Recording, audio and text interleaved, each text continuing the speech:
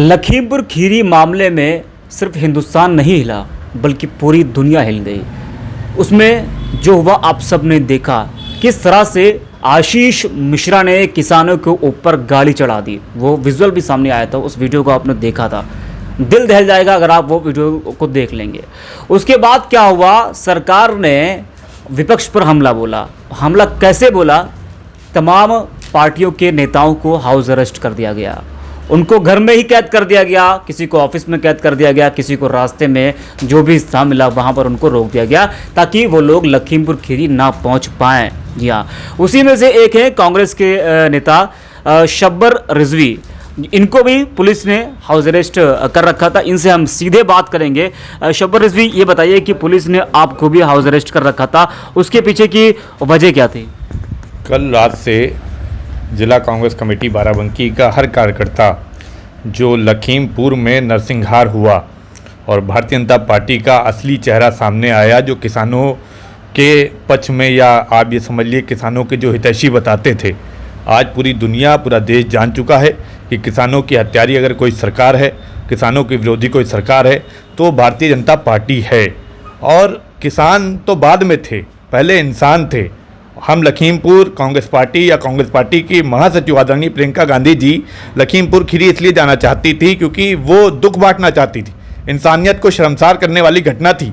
वहाँ पे जो घटनाएं हुई हैं वो काबिले बर्दाश्त हैं, नहीं बर्दाश्त करने लायक नहीं है, इसलिए आदरणीय प्रियंका गांधी जी जाना चाहती थी। लेकिन आदरणीय प्रियंका गांधी जी के साथ प्रशासन के कुछ आला अफसरों ने धक्का मुक्की की, उन्हें घसीट के जबरन अरेस्ट किया और उनको सीतापुर पीएससी में अरेस्ट कर लिया, गिरफ्तार कर लिया, जबकि उनके पास कोई वारंट नहीं था, कोई कोर्ट की तरफ से कोई ऑर्डर नहीं था, कोई शासन की तरफ से कोई ऑर्डर नहीं था। हमारी नेता आदरणीय प्रियंका गांधी जी बार बार मांगती रहीं कि अगर आपके पास कोई ऑर्डर हो तो दिखाएं, लेकिन फिर भी उनके साथ जबरन धक्का मुक्की की गई एक महिला के साथ। मैं समझता हूं कि इस देश के अंदर अगर महिला कोई हक उठाने के लिए, हक मांगने के लिए सड़क पर आती है तो उसके साथ इस तरीके से धक्का मुक्की की जाएगी, इस तरीके से उसके साथ अत्याचार किया जाएगा।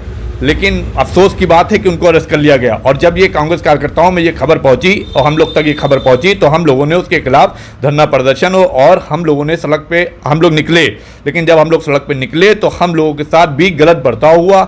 हम लोग साथ भी पुलिस वालों ने बहुत बर्बरतीक तरीके से लाठीचार्ज भी किया हम लोगों के ऊपर, हम लोगों को खदेड़ा भी और हम लोगों को फिर अपने अपने घरों में आके हाउस अरेस्ट कर लिया।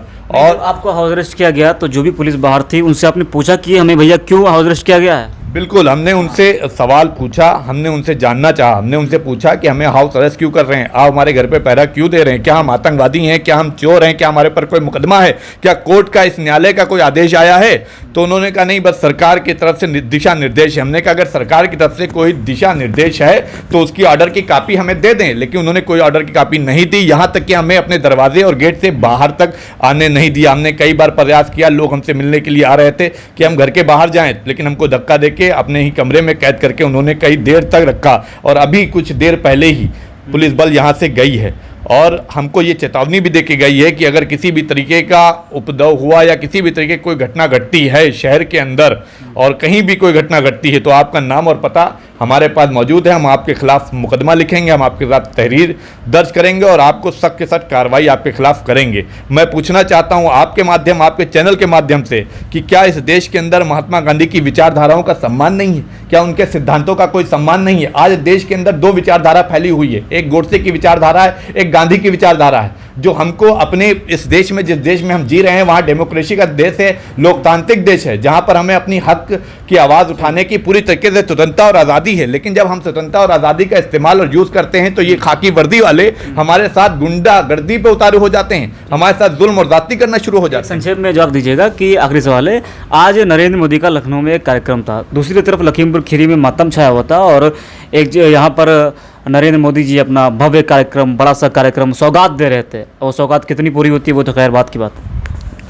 ये उत्तर प्रदेश ही नहीं पूरी देश ने देखा है और पूरी दुनिया ने देखा है कि किस तरीके से एक 6 किसानों की हत्याएं हो गई, उनकी आत्मा को शांति भी नहीं मिली और आत्मा उनकी अभी अंतिम संस्कार भी नहीं हुआ था और उनके परिजनों का बुरा हाल था। लेकिन हमारे प्राइम मिनिस्टर, प्रधानमंत्री जो ज़रा ज़रा बात पे ट्वीट करते हैं, लोगों को बर्थडे और जो है यौम पैदाइश की मुबारकबाद दिया करते हैं, जन्मदिन की मुबारकबाद हफ्ते हफ्ते पहले दिया करते हैं, लेकिन उन्होंने किसानों के पक्ष में एक भी ट्वीट नहीं किया।